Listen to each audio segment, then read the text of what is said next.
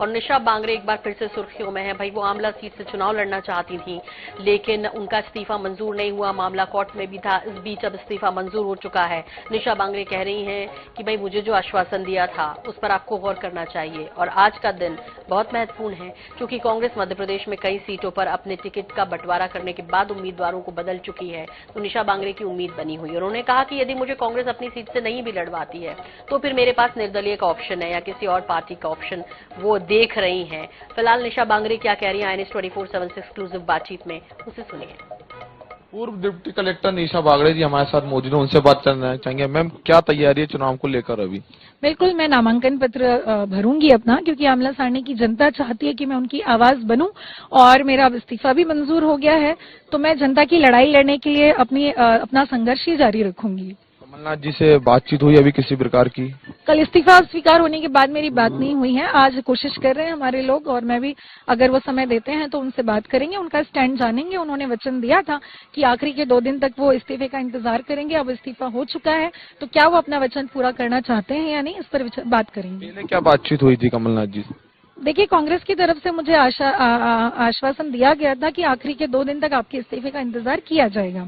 तो अब इस्तीफा हो चुका है, तो अब आज उनसे बात करके या आप जान लीजिए कि उनका क्या स्टैंड है। उन्होंने इतने मेरे 4 महीने के संघर्ष में कहा कि कांग्रेस आपके साथ खड़ी है, हम महिलाओं दलितों पर हो रहे अत्याचार के खिलाफ बात कर रहे हैं। तो आज जब ये संघर्ष को मैं लड़कर यहाँ तक आई हूँ, तो अब वो अपना स्टैंड बताएं कि वो वाकई में हमारे साथ खड़े हैं या नहीं। लेकिन टिकट आमला से जो है टिकट तो दे दिया गया है, अब क्या बदलाव कैसे बदला जा सकता है? अभी भी फॉर्म गया नहीं है। अगर वो बदलना चाहे तो मैंने तो अपने दरवाजे खुले रखे हैं, स्वतंत्र हैं, मुझे कोई परेशानी नहीं। आपने संघर्ष देखा, हमने भी बीजेपी ने रोड़ा अड़ाया, क्या कहेंगे?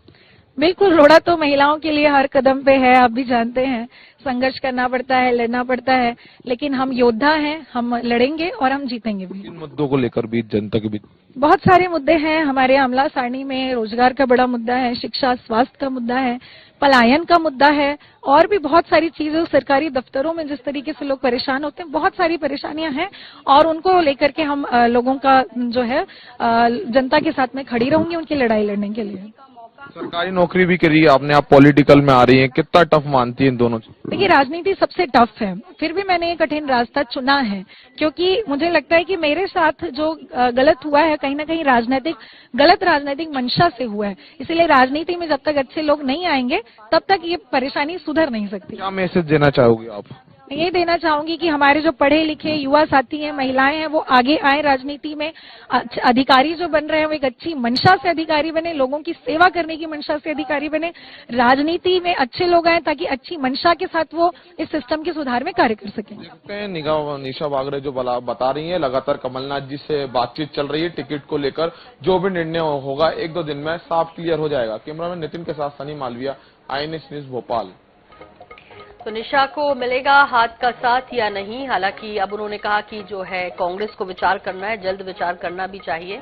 और आज का दिन बेहद महत्वपूर्ण बता रही है निशा बांगरे, क्योंकि वो गुरुवार या शुक्रवार को अपना नामांकन दाखिल कर सकती है। किस पार्टी से, ये फिलहाल भविष्य के गर्भ में है, क्योंकि आश्वासन और वादा तो कांग्रेस ने टिकट देने को किया था, लेकिन चूंकि इस्तीफा मंजूर नहीं हो रहा था, मामला कोर्ट में था, फिर कोर्ट ने कहा कि भाई सरकार से कि स्थिति स्पष्ट कीजिए निशा बांगरे के मामले में फैसला स्वीकार करने को लेकर। अब जब उनका इस्तीफा मंजूर कर लिया गया तो अब निशा कह रही है कि आखिरी के 2 दिन तक इंतजार करेंगे। ये कांग्रेस ने वादा किया था, लेकिन वहां से मनोज मावले को जिस तरह से टिकट दे दिया गया उसके बाद अब स्थितियां चेंज हो गई। अब निशा बांगरे को लगता है कि वहां भी उम्मीदवार बदलिए जैसे आपने बाकी जगह अपने उम्मीदवारों को बदला है।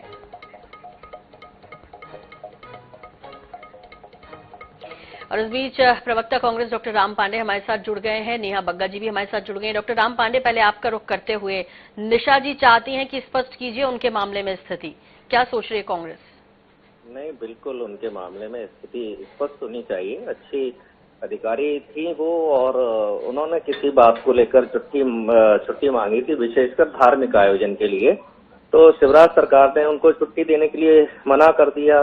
शिवराज सरकार ने, भारतीय जनता पार्टी की सरकार ने उनको प्रताड़ित किया। तो इस प्रताड़ना से तंग आकर उनका राजनीति में आने का, उनको लगा कि राजनीति में आकर सेवा करनी चाहिए और उन्होंने अपना इस्तीफा दे दिया। लेकिन उस महिला को, दलित महिला को पिछले 3 महीने से शिवराज सरकार, भारतीय जनता पार्टी की सरकार परेशान कर रही है और उनका इस्तीफा स्वीकार नहीं कर रही है। जो इस्तीफा कल स्वीकार किया गया है, ये इस्तीफा 3 महीने पहले भी स्वीकार किया जा सकता था। उनको बहुत परेशान किया गया, उन्होंने अपनी पैदल यात्रा की। जब वो भोपाल पहुंची तो शिवराज सरकार, भारतीय जनता पार्टी, ये पार्टी, परेशानी डॉक्टर राम पांडे आप खत्म करेंगे ना? वो उनको आश्वासन दिया था ना, कांग्रेस आपके साथ है। अब वहां पे मनोज मावले जी को टिकट दे दिया, तो वो पूछ रही हैं कि क्या वहां पे अपना प्रत्याशी बदलेंगे जैसे बाकी जगह बदला है?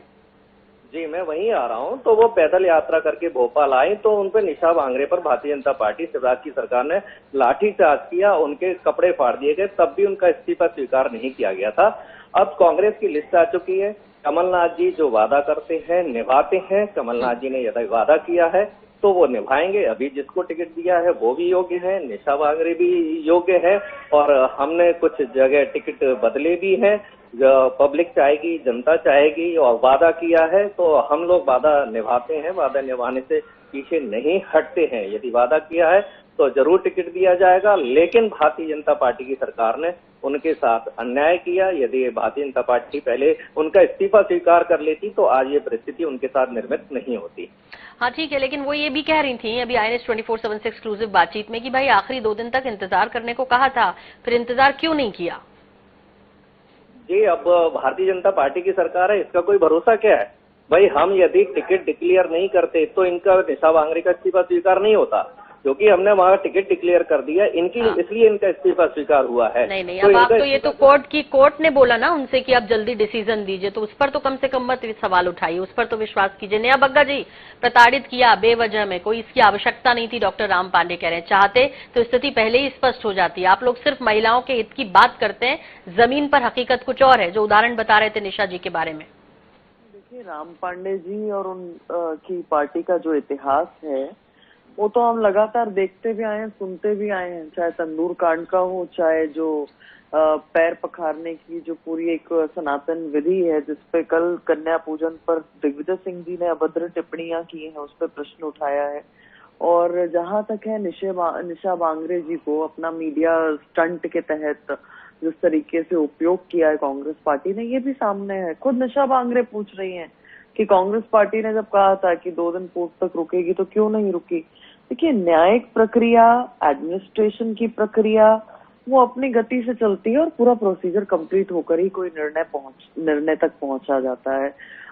जहां तक है, निशा जी स्वतंत्र हैं, चुनाव लड़ना चाहती थी। चुनाव लड़ने के लिए बहुत समय से शासकीय नौकरी करते हुए भी जिस तरीके से उन्होंने कई बार अवहेलना करके ग्राउंड पे रहने का कार्य किया है, मुझे लगता है कि वो स्वेच्छा से पहले ही अगर सब कुछ कर लेती और जमीन पर उतर आती तो ये सब समस्याएं जो है कोर्ट कचहरी और ये सब नहीं करना पड़ता, इस प्रोसीजर के तहत आ सकती थी।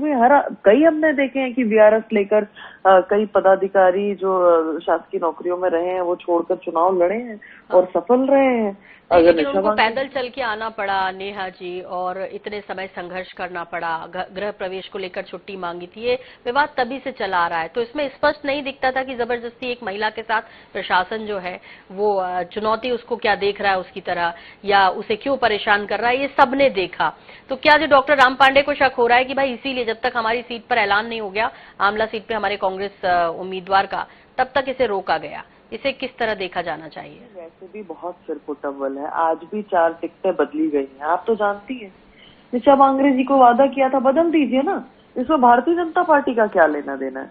अगर निशा बांगरे जी चुनाव लड़ना चाहती है, कांग्रेस पार्टी उनको लड़वाना चाहती है, पर्याप्त समय है, वो पर्याप्त समय है, अभी भी टिकट बदल दी जाए।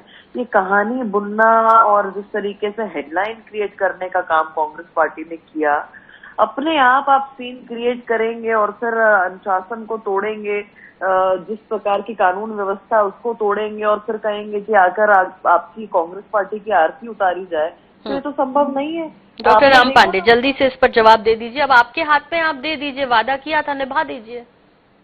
डिप्टी कलेक्टर पद बहुत महत्वपूर्ण होता है, बहुत मेहनत करना पड़ती है, उसके लिए पढ़ना पड़ता है, तब डिप्टी कलेक्टर बनते हैं।